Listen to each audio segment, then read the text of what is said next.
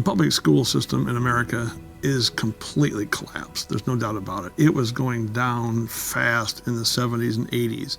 I saw drug ed, sex ed, all this stuff coming in. We've got a generational compounding curse now.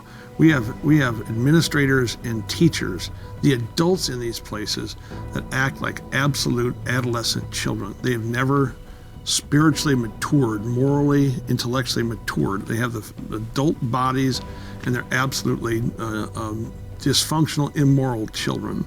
And the pastors have an absolute duty to teach parents that is their duty to put Christ in the foundation of the child's education. Every part of science, math, Bible, every part of their training and knowledge has to come with Christ at the foundation.